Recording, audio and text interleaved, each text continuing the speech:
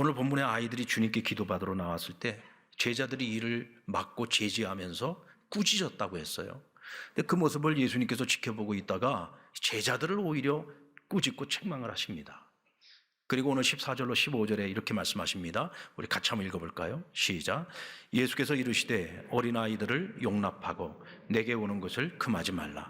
천국이 이런 사람의 것이니라 하시고 그들에게 안수하시고 떠나시니라. 주님은 아이들이 주님께로 나오는 것을 가로막는 이 행위를 가리켜서 악한 것으로 여기셨습니다. 왜냐하면 아이들 앞에 펼쳐진 하나님 나라 천국의 문을 막는 행위이기 때문에 그렇죠. 당시 제자들이 아이들이 안수기도 받으러 오는 것을 가로막고 꾸짖었던 이유가 뭘까요? 이것이 당시 사회적인 분위기였어요. 당시 유대사회는 철저하게 성인 중심의 문화였습니다. 성인이 되기 전까지의 어린아이들은요, 당시 사회적 지위를 보면은 고아나 과부나 외국인과 같은 계급에 속했어요. 그만큼 무시당하고 그만큼 소외당하는 계층이 어린아이들이었다는 것이죠. 오늘 말씀에 보면은 이 재미있는 말씀이 있어요. 그 뒤에 15절의 그 끝부분을 보면 예수님께서 그들에게 안수하시고 떠나가셨다 그랬어요. 그러니까 주님이 그날의 사역에 있어서 지금 아이들에게 안수기도 해주는 것은 사역의 맨 마지막 사역이었다는 거예요. 아이들이 기도받도록 하기 위해서 아이들의 손을 붙잡고 예수님께로 나온 이 부모들이 언제쯤 왔을까요? 예수님 사역 끝날 때쯤 해서 왔을까요? 아니면 일찍부터 왔을까요? 아침 일찍부터 왔겠죠. 그런데 계속 밀린 겁니다. 어른들이 예수님을 만나기까지, 어른들이 예수님 만나는 그 모든 과정이 다 끝날 때까지 계속 기다리고 있었던 거예요. 아이들이 아침부터 와서 늦은 시간까지 기다리고 있었던 겁니다. 근데 제자들이 보니까 예수님께서 너무 많이 지쳐 계세요. 하루 종일 사람들을 만났으니까 너무 지쳐 계시는 겁니다. 그때까지 이 아이들은 맨 뒤로 밀려나 있었던 거죠. 그나마라도 기다려서 예수님 만나 안수기도 받고 싶었는데 제자들이 그 아이들을 내쫓으려고 하는 모습을 보고 주님께서 아니다. 아이들이 내게 오는 것을 용납하지 마라. 하나님의 나라는 저런 어린아이들의 것이다. 그리고는 아이들 한 명 한 명을 데려다가 얼마나 몸이 피곤하셨겠습니까? 그런데 그 아이들 전부 한 명 한 명 자기 무릎에다가 앉혀놓고 아이들을 꼭 끌어안고 안수기도를 해주신 거예요. 여러분, 우리 자녀들이 어려서부터 하나님을 가까이 하고 교회를 가까이 하고 교회 친구들을 가까이 하고 하나님 앞에서 살아갈 수 있는 기회가 있어요. 근데 그 기회를 막아버린다고 한다면은 그건 부모로서 가장 최악의 죄를 짓는 것입니다. 이것이 여러분 믿지 않는 부모님들뿐만 아니라 신앙생활을 하고 있는 우리 부모님들 가운데에서도 자칫 이런 실수를 저지를 수가 있죠. 신앙생활을 하고 있습니다. 믿음 생활하고 있습니다. 그런데 가치관이 하나도 안 바뀌었어요. 지극히 세상적인 가치관을 가지고 살아가는 거예요. 우리 자녀들을 바라볼 때에도 무엇이 우선순위냐 할 때 항상 세상적인 가치가 늘 우선순위예요. 아이들이 예배를 드리고 신앙생활을 하는 것보다도 아이들이 학원에 가서 공부해서 성적을 올리고 좋은 학교를 가고 세상적으로 성공하는 것, 여기에 모든 가치를 다 쏟아붓습니다. 여러분, 우리가 우리 자녀들을 신앙을 위해서도 기도해요. 하나님 나라, 하나님 자녀들이 되게 해달라고 기도하고 있습니다. 그런데 아이들이 세상적으로 성공하기 위해서 그 아이들을 위해서 투자하는 것과 하나님 나라를 위해서 우리 아이들의 신앙생활을 위해서 투자하는 것과 한번 비교해 보세요. 여러분들 뭐 얼마나 투자하고 있습니까? 여름철이 되면은 교회학교 교사들, 우리 사역자들이 제일 근심거리가 뭐냐면 우리 교회의 자녀들인데도 불구하고 또 부모님들이 우리 교회 중직자들이기도 하고 신앙생활 열심히 하는 분들이에요. 그런데 항상 겹치는 것이 있어요. 여름 성경학교와 수련회가 있고 학원에서 보내는 학원 캠프가 있고 학원 수업이 있고 또 해외로 아이들이 영어 공부하러 가는 해외 연수가 있어요. 이럴 때 보면 항상 우선순위를 어디다 두느냐? 세상적인 거에다가 우선순위를 둬요. 수련회 안 보내고 학원 수업 보내고 학원 캠프를 보내는 거야. 영어 조금 더 잘하라고 해외 영어 연수를 보내는 겁니다. 그런데도 전혀 죄책감이 없어요. 왜 그럴까요? 남들도 다 그러니까. 아유, 뭐 신앙생활 뭐 나중에 나이 먹어서 열심히 하면 되지. 지금은 공부가 제일 중요하지. 지금은 좋은 학교 가는 게 제일 중요하지. 지금은 성공하는 게 제일 중요하지. 나도 늦게 믿었어도 지금 이렇게 열심히 믿고 있는데 그건 내 얘기죠. 하나님께서 우리 아이들을 일찌감치 믿음의 자녀로, 하나님의 자녀로 택하여 불렀어요. 그러면 부모에게는 어떤 책임이 있느냐? 이 아이들을 신앙적으로 하나님 앞에서 하나님을 경외하는 자녀로 잘 양육하고 길러야 될 책임이 있는 거예요. 모든 우선순위에 있어서 하나님 앞에서 살아가는 것이 최고 우선순위라는 것을 아이들에게 심어줘야 되는 겁니다. 그렇게 하지 않았는데도 불구하고 아이들이 나중에 장성해서 믿음 생활 잘해요. 오히려 부모를 뛰어넘는 신앙생활을 하고 있어요. 그거는요, 부모가 잘해서가 아닙니다. 그거는 하나님의 은혜인 거죠. 왜 하나님이 택하셨기에 그 자녀들을 버리지 않고 하나님이 그 아이들의 인생에 간섭하셔서 그 아이들의 믿음을 책임져 주신 거예요. 그건 내가 잘한 것이 아니라 하나님이 잘하신 겁니다. 하나님께서는 언젠가 우리에게 물으실 거예요. 내가 너를 믿고 너에게 내 자녀들을 맡겨줬는데 너 네 자녀들을 과연 신앙 안에서 제대로 길렀냐? 제대로 양육했냐? 너 아이들에게 믿음의 본을 보여줬냐? 하고 물어볼 때 뭐라고 얘기를 할 겁니까? 그건 여러분 우리 자녀들이 책임져 주는 게 아닙니다. 그것은 하나님께서 우리에게 따로 물으시는 거예요.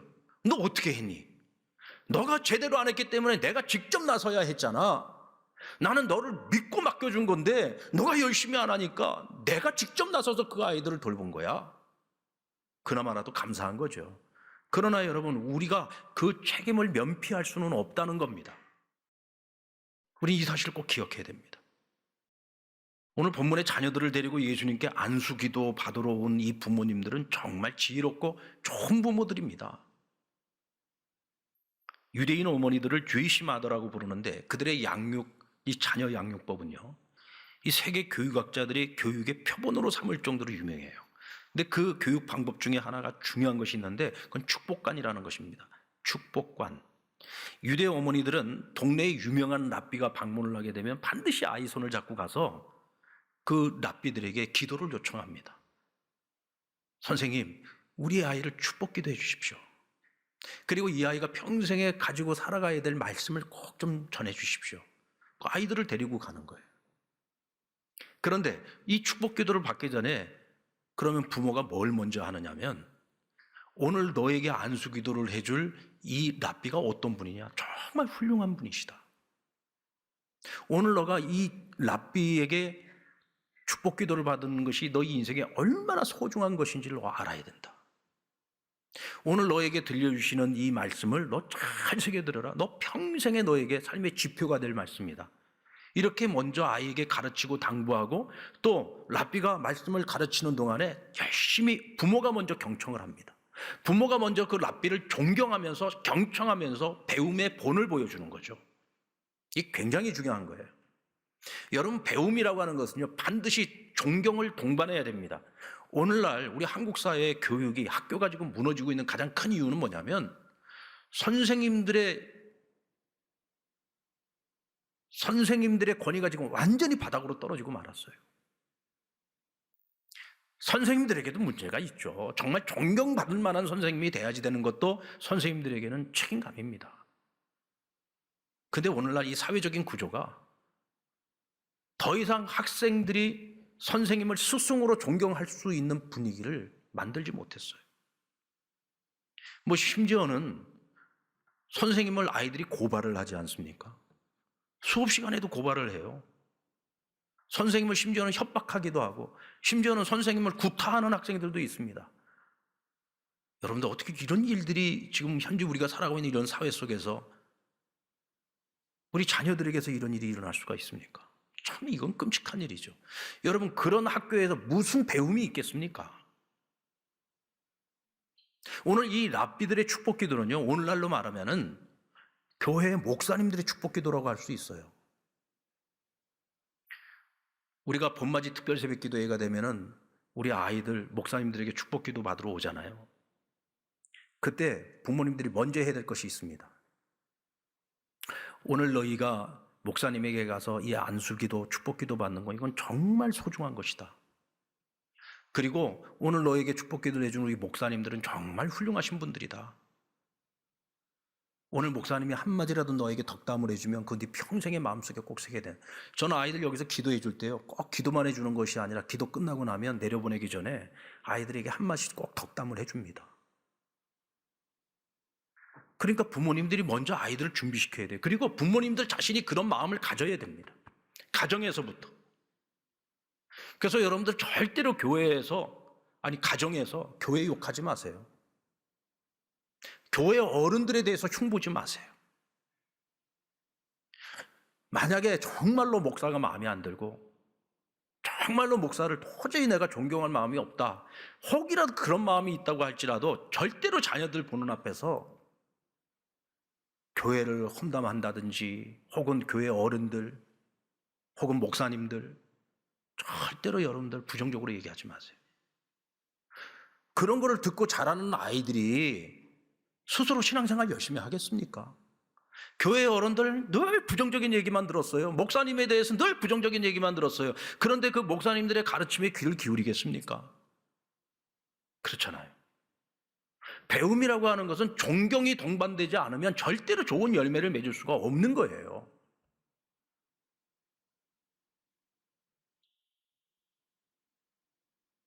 자녀들은 절대로 부모를 넘어서지 못합니다. 부모의 가치관을 따라갈 수밖에 없고 부모의 신앙을 따라갈 수밖에 없는 거예요. 그런데 그런 부모들을 뛰어넘는다면 그거는 아까 말씀드린 전적인 하나님의 은혜라니까요. 그건 여러분이 잘해서가 아니에요. 그건 전적인 하나님의 은혜인 거예요. 대부분의 많은 부모님들, 신앙의 부모님들이 가정 안에서 잘하고 있어요. 우리 자녀들에게 본을 보이고 정말 신앙 안에서 자녀들을 기르려고 정말 애를 쓰고 있다는 거 제가 압니다. 그러나 그렇지 못한 이들이 있다면 오늘 정말 반성해야 돼요. 그리고 하나님 앞에 회개해야 됩니다. 우리 자녀들이 평생에 하나님께 복을 받을 수 있는, 복을 받을 만한 그릇을 준비해 줘야 되죠. 예수님께 나와 예수님의 무릎에 앉아 안수기도를 받았던 아이들을 한번 생각해 봅시다. 이 아이들은 일평생 내가 하나님의 아들인 예수님께, 그것도 그 예수님 무릎에 앉아서 친히 안수기도를 받았다고, 축복기도를 받았다고 그 평생 자랑거리로 여기며 살지 않았겠습니까? 그리고 그 이후의 삶은 어떤 삶을 살았을까요? 정말 하나님 앞에서 부끄럽지 않은 삶을 살려고 노력하고 예수님을 따르는 삶을 살지 않았겠습니까? 제가 영락교에서 부목사로 섬길 때 이 신방을 가면 교인들이 그런 고백들을 많이 해요. 목사님, 제가 한경직 목사님에게 세례받았습니다. 한경직 목사님에게 축복기도 받았습니다. 한경직 목사님이 저 이사했을 때 저희 집에 직접 오셔가지고 예배를 드려주셨다고. 한경직 목사님이 우리를 사랑해 주시고 우리를 갖다가 잘 지도해 주셔가지고 우리가 이렇게 정말 지금까지 신앙생활을 잘하고 있고 지금까지 이렇게 하나님 주시는 복을 누리면서 살고 있다. 그런 고백들을 참 많이 해요.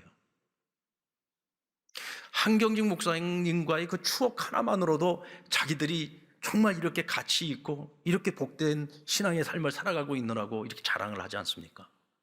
그런데 예수님께 직접, 그것도 예수님 무릎에 앉아서 안수기도를 받았다?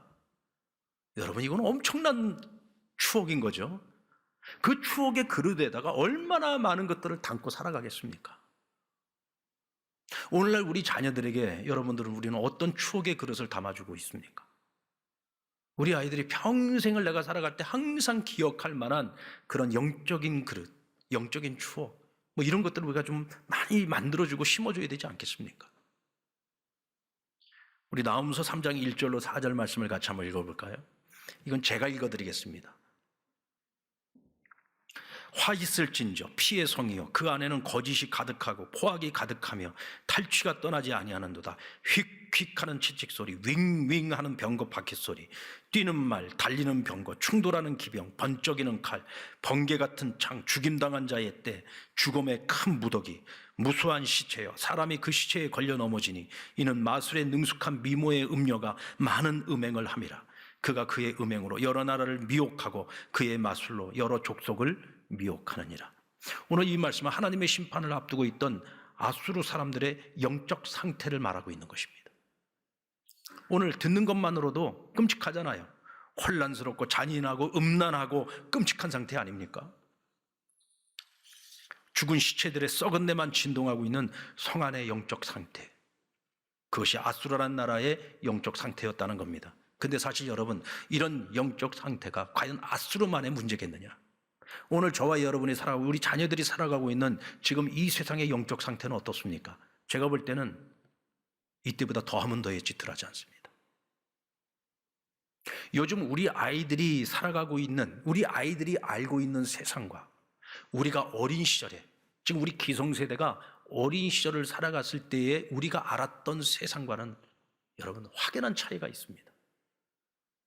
우리 기성세대들 어린 시절은요 순수했어요. 왜 순수했느냐? 몰라서 순수했습니다. 몰라서 순수했어요. 몰라도 되는 것들을 그때는 몰랐어요.